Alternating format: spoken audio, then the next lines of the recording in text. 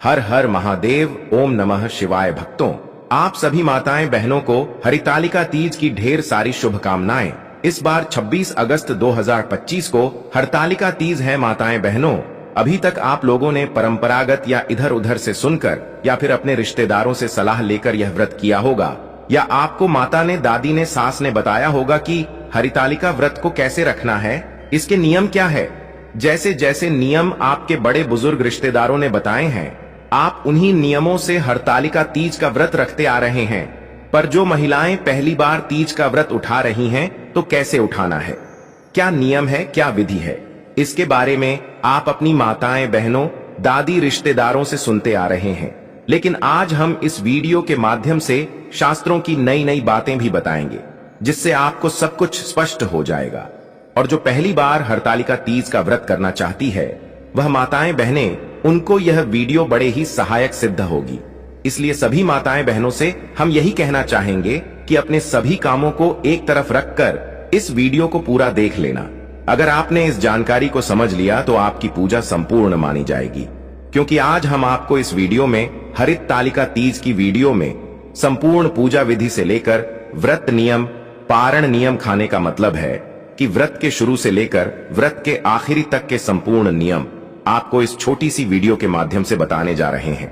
इसलिए वीडियो को पूरा ही देखना, काट काट कर आपको वीडियो नहीं देखना है, अन्यथा आपसे इतनी महत्वपूर्ण जानकारी छूट जाएगी।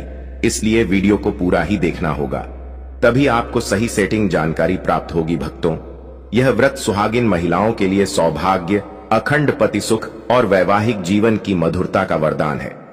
अविवाहित कन्याएं इसे अच्छे और मनचाहे वर के लिए करती हैं। शास्त्रों के अनुसार इसी तृतीया तिथि को माता गौरी का जन्म हुआ और इसी तिथि को उनका विवाह भगवान शिव के साथ होना निश्चित हुआ। कथा के अनुसार जब उनका विवाह विष्णु जी से तय हो रहा था, तब उनकी सखियों ने उनका हरण करके उन्हें एक गुफा में छुपा दिया। वहीं माता पार्वती ने मिट्टी और रेत के शिवलिंग बनाकर उनका पूजन किया और निर्जला उपवास रखकर शिव को अपने पति के रूप में पाने का संकल्प लिया। उनकी यह तपस्या सफल हुई और भगवान शिव ने उन्हें पत्नी रूप में स्वीकार किया। इस बार हरितालिका तीज वराह जयंती के दिन आ रही है। भक्तों, वराह अवतार भगवान विष्णु का तीसरा अवतार है, जब उन्होंने पृथ्वी देवी को समुद्र से निकालकर बचाया।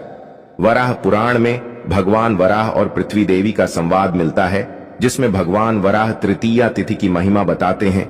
हे पृथ्वी, जो स्त्री इस तिथि पर व्रत करती है, वह तुम्हारी तरह ही पवित्र, सौभाग्यवती और धन धान्य से संपन्न हो जाती है।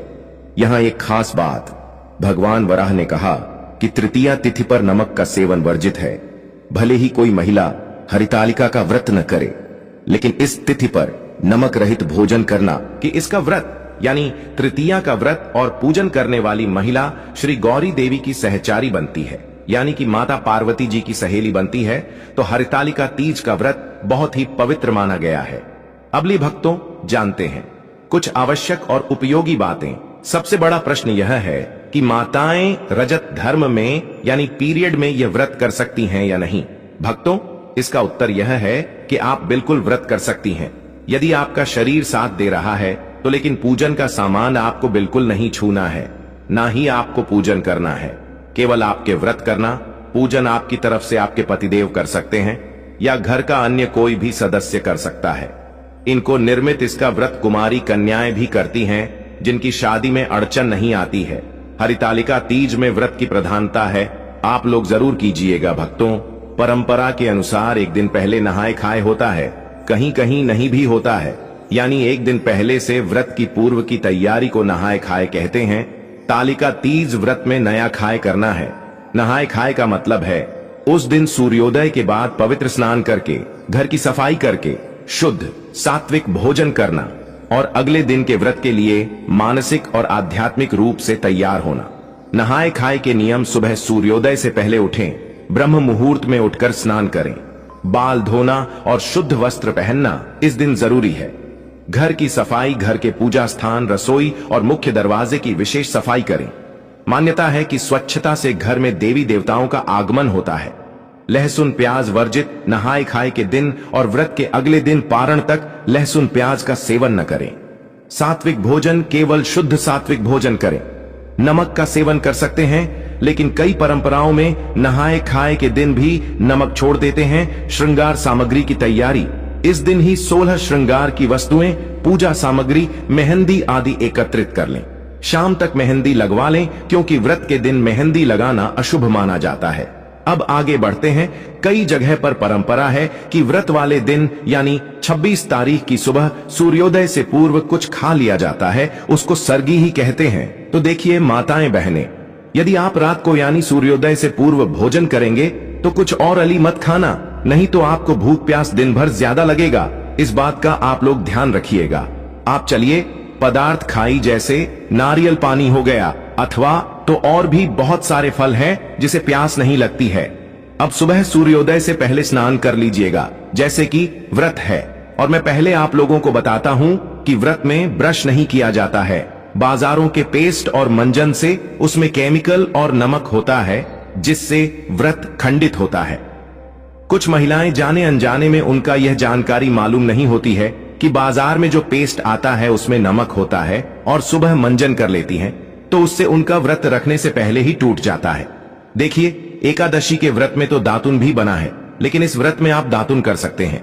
दातुन नहीं हो तो कोहरा ब्रश ले लीजिएगा, बिना पेस्ट और मंजन के यह ब्रश कर सकते, क्योंकि यह व्रत निर्जला रखा जाता है, जिसमें पानी तक नहीं पिया जाता। तो हर चीज का आप लोगों को विशेष ध्यान रखना है।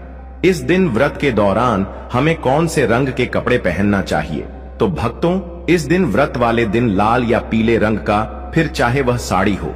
अब कई लोग पूछेंगे कि पहले की रखे हुई साड़ी पहन सकते हैं, तो हम बताएंगे कि पहले की साड़ी भी पहन सकते हैं, लेकिन वह साड़ी केवल पूजा के समय पहनी हुई हो तो आप उसका उपयोग कर सकते हैं, धोकर पहन सकते हैं।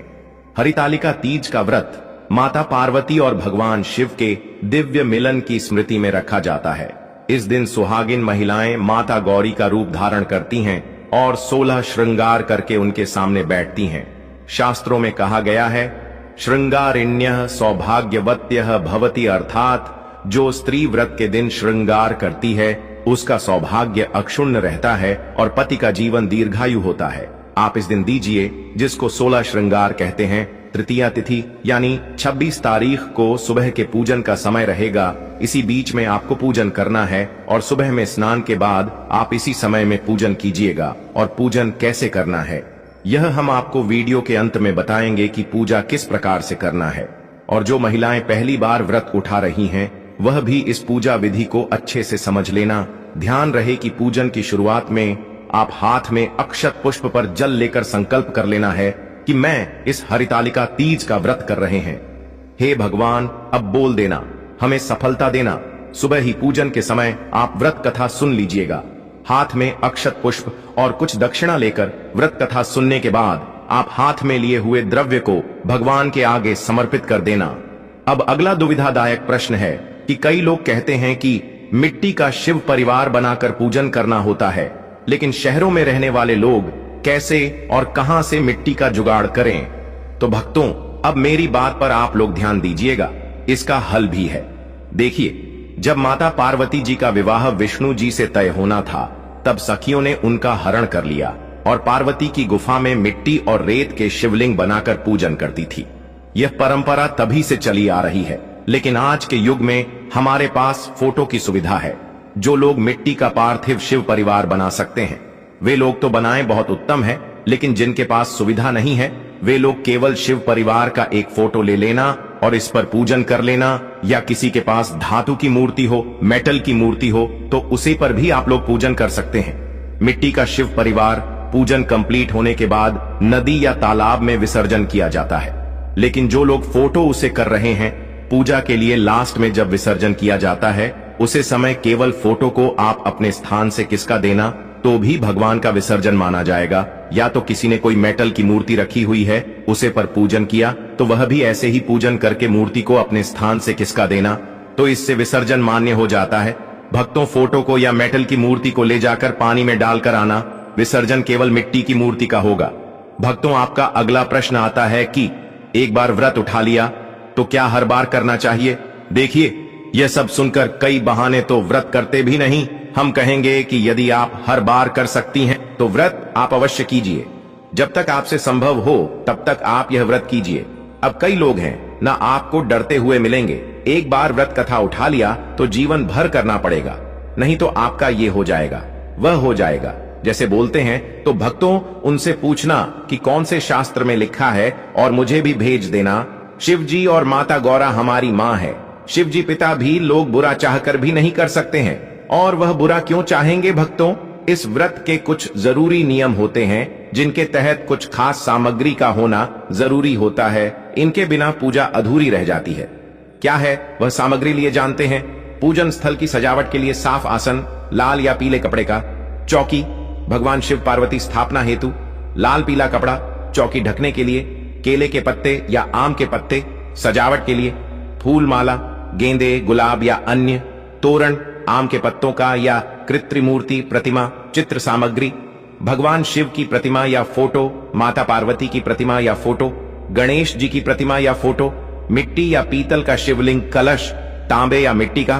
पूजन सामग्री मुख्य: जल, गंगा जल हो तो श्रेष्ठ, कच्चा दूध, दही, घी, शहद, चीनी, मिश्री, बेलपत्र, धतूरा फल, आंकड़े के फूल, गन्ना, संभव हो तो चावल, अक्षत साफ और बिना टूटा, रोली, कुमकुम, हल्दी पाउडर, हल्दी की गांठ, पान के पत्ते, सुपारी, लौंग, इलायची, कपूर, मौली, कलावा, दूर्वा, गणेश जी के लिए अगरबत्ती, घी का दीपक और बत्तियां, चंदन पाउडर या लेप, भोग और प्रसाद सामग्री, गेहूं का आटा, शुद्ध घी, गुड़ या चीनी, पंचामृत के लिए सामग्री, दूध, दही, घी, शहद, मिश्री, मौसमी फल, केला, सेब, अनार, नारियल आदि सूखे मेवे, काजू, बादाम, किशमिश, मखाना आदि, नारियल, फूल वाला और बिना फूल वाला दोनों लड्डू या घर का बना मीठा प्रसाद, तुलसी पत्ता, गणेश जी और विष्णु पूजन में व्रत कथा व अन्य सामग्री, हरितालिका तीज व्रत कथा की पुस्तक या प्रिंट, घड़ी, घंटा, शंख, आसन, व्रती के बैठने हेतु एक साफ थाली और लोटा जल के साथ अर्पण करने के लिए, छोटी डलिया, टोकरी, पूजा का कपड़ा ढकने हेतु, साफ चुनरी या कपड़ा, पारण के दिन की सामग्री, फलाहार सामग्री, फल, सूखे मेवे, दूध, मीठा, घर का बना या खरीदा तुलसी पत्ता, स्वच्छ जल। पारण के लिए जितना संभव हो पीतल, तांबे या मिट्टी के बर्तन का प्रयोग करें। सामग्री की पवित्रता बनाए रखें। पूजा में टूटा, गंदा या बासी कुछ न चढ़ाए। अगर किसी वस्तु का मिलना मुश्किल हो तो मन से भक्ति और श्रद्धा से उसका विकल्प अर्पित कर सकते हैं।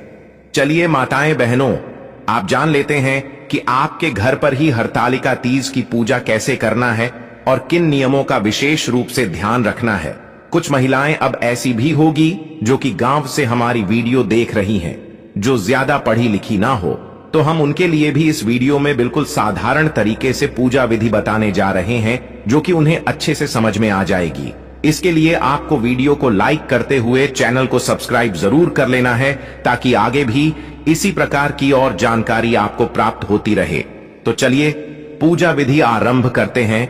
यह व्रत माता पार्वती और भगवान शिव के मिलन की स्मृति में किया जाता है। इसे सुहागिन महिलाएं अपने पति की लंबी उम्र और वैवाहिक सुख के लिए करती हैं। कुंवारी कन्याएं अच्छे पति की प्राप्ति के लिए भी रख सकती हैं।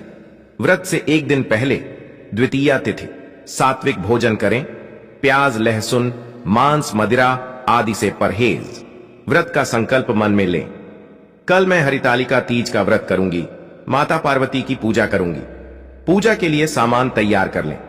पूजा सामग्री मूर्ति, चित्र, माता पार्वती और भगवान शिव का। मिट्टी की प्रतिमा भी बना सकती है। मिट्टी या पीली मिट्टी का चबूतरा, पाट, पीला, लाल कपड़ा, फूल, गेंदे, गुलाब आदि। बेलपत्र, धतूरा, अक्षत, चावल, रोली, हल्दी, पंचामृत, दूध, दही, घी, शहद, गंगाजल, कलश और नारियल दिया, अगरबत्ती, मौली, कलावा, मौसमी फल, पान, सुपारी, मिठाई, साड़ी, चूड़ी, सिंदूर, श्रृंगार का सामान, एक नई चुनरी, माता के लिए कुशा यदि उपलब्ध हो, मिट्टी या पीतल का शिवलिंग अगर संभव हो। व्रत के दिन तृतीया तिथि सुबह स्नान करें, साफ साड़ी पहने, सिर ढकें, बिना अनाज के केवल फल, जल या निर्जल रहकर व्रत शुरू करें। पहली बार करने वाली चाहे तो फलाहार कर सकती है। घर के पूजा स्थान को साफ करके माता पार्वती शिव जी का स्थान सजाएं। पीले लाल कपड़े पर मूर्ति चित्र रखें। चबूतरे पर कलश स्थापित करें। कलश में जल भरें, आम के पत्ते लगाएं, नारियल रखें। पूजा विधि सरल क्रम, दीपक जलाएं। एयूएम दीपक ज्योतिषे नमः कहते हुए भगवान गणेश का पूजन करें। किसी भी शुभ कार्य की शुरुआत में माता पार्वती और भगवान शिव का आह्वान करें। एयूएम नमः शिवाय और एयूएम पार्वत्याय नमः मंत्र जपें। मूर्ति को स्नान कराएं। पहले गंगा जल, फिर पंचामृत, फिर स्वच्छ जल। कपड़े से साफ करें और नए वस्त्र पहनाएं, चुनरी चढ़ाएं, सिंदूर, बिंदी, हार, फूल आदि से श्रृंगार करें, बेलपत्र, फूल, फल, धतूरा, अक्षत, रोली, हल्दी अर्पित करें। माता को 16 श्रृंगार का सामान चढ़ाएं, अगर पूरा न हो तो जो उपलब्ध हो। भोग में फल, मिठाई और पान सुपारी रखें। व्रत कथा सुने या पढ़ें। हरितालिका तीज की कथा अवश्य सुने, अगर पढ़ नहीं सकती तो किसी से सुने। आरती करें, पहले शिव जी की, फिर माता पार्वती की। प्रणाम करके अपनी मनोकामना बोले। रात का नियम, रात में जागरण करें, भजन कीर्तन गाएं, शिव पार्वती की महिमा सुने। अगर स्वास्थ्य ठीक न हो तो पूजा स्थल के पास बैठकर मंत्र जपते हुए विश्राम कर सकती हैं। व्रत खोलना, अगले दिन चतुर्थी, सुबह स्नान करें, पूजा करें, चंद्रमा को अर्घ्य दें। अगर रात को न दिया हो, ब्राह्मण या सुहागिन महिला को फल वस्त्र दान करें। उसके बाद व्रत खोलकर भोजन करें। व्रत के आसान नियम, सिर्फ साफ और सादी भाषा बोलें, झूठ अपशब्द न बोलें। व्रत के दिन क्रोध न करें, किसी को दुख न दें। पति भविष्य के पति के कल्याण के लिए मन में शुभ भाव रखें। मांस, मदिरा, प्याज, लहसुन का सेवन न करें। पहली बार व्रत करने वाली अगर निर्जल न रह सके तो फलाहार कर सकती है, पर अनाज न लें। इस प्रकार से आपको संपूर्ण पूजा विधि कर लेनी है। उम्मीद करते हैं कि आपको पूजा विधि अच्छे से समझ में आ गई होगी। तो चलिए अब हम आपको यह भी बता देते हैं कि व्रत किस दिन रखा जाएगा, पूजा का शुभ मुहूर्त क्या है और किस दिन व्रत का पारण किया जाए। सभी डेट टाइम हम आपको बता देते हैं। हरतालिका तीज 2025 का व्रत 26 अगस्त मंगलवार को रखा जाएगा। यह भाद्रपद मास की शुक्ल पक्ष की तृतीया तिथि पर पड़ रहा है। तृतीया तिथि 25 अगस्त दोपहर 12:34 बजे से शुरू होकर 26 अगस्त दोपहर 1:55 बजे तक चलती है। चूंकि व्रत सूर्योदय 26 अगस्त से माना जाता है, इसलिए यही दिन व्रत रखा जाएगा। पूजा का शुभ मुहूर्त सुबह का मुहूर्त 26 अगस्त को सुबह 5:56 बजे से 8:31 बजे तक। इस दौरान पूजा विधि विधिवत की जा सकती है। कालावधि लगभग 2 घंटे 35 मिनट। व्रत पारण, व्रत खोलने का समय, व्रत खुलने पारण का समय 27 अगस्त को सूर्योदय के बाद निर्धारित किया गया है। नायक आया, शिव पार्वती दर्शन, व्रत की समाप्ति और पारण। तारीख, भले ही आपने नायक आया शब्द से विशेष विदाई या समापन की तरफ इशारा किया हो, इसका आराध्य रूप से संबंध पारायण करने से ही होता है। इसलिए 27 अगस्त सुबह पारण के साथ यह चरण पूरा माना जाता है। बहुत समय पहले हिमवान नाम के राजा की एक सुंदर और पवित्र कन्या थी, पार्वती। बाल्यकाल से ही माता पार्वती का मन भगवान शिव में ही लगा था। उनकी एक ही इच्छा थी, मैं उसी पुरुष से विवाह करूंगी जो तपस्वी, त्यागी और त्रिलोकीनाथ शिव हैं। लेकिन एक दिन राजा हिमवान ने अपनी बेटी के विवाह के लिए भगवान विष्णु का प्रस्ताव स्वीकार कर लिया। राजा को यह नहीं पता था कि पार्वती पहले ही मन शिव को पति के रूप में चुन चुकी है। यह सुनकर पार्वती का हृदय व्यथित हो उठा। वह अपनी सखी के साथ घने वन में चली गईं और वहीं कठोर तपस्या कि उन्होंने कई दिनों तक निर्जल उपवास रखा, केवल शिव नाम का जप किया और मिट्टी की शिव पार्वती प्रतिमा बनाकर उनकी पूजा की। तृतीया तिथि का दिन आया। पार्वती ने उस दिन भी निर्जल रहकर शिव की आराधना की। उनकी भक्ति और तपस्या से प्रसन्न होकर भगवान शिव स्वयं उनके सामने प्रकट हुए। उन्होंने कहा, देवी, तुम्हारी यह अटल श्रद्धा और कठिन व्रत ने मुझे बाध्य कर दिया है कि मैं तुम्हें अपने वामांग पत्नी के रूप में स्वीकार करूं। इसके बाद भगवान शिव और माता पार्वती का विवाह हुआ और यह व्रत हरितालिका तीज के नाम से प्रसिद्ध हुआ। इस व्रत के फल सुहागिन महिलाओं के लिए पति की लंबी उम्र, स्वास्थ्य और सुख की प्राप्ति होती है। वैवाहिक जीवन में प्रेम और स्थिरता बनी रहती है। कुंवारी कन्याओं के लिए योग्य, धर्मपरायण और आदर्श पति का आशीर्वाद मिलता है। संतान सुख की इच्छा रखने वालों के लिए संतान प्राप्ति का योग बनता है। सभी के लिए मन की शुद्धि, संकटों का नाश और जीवन में स्थिर सुख समृद्धि। यह कथा हमें सिखाती है कि सच्ची श्रद्धा और अटूट विश्वास से असंभव भी संभव हो जाता है।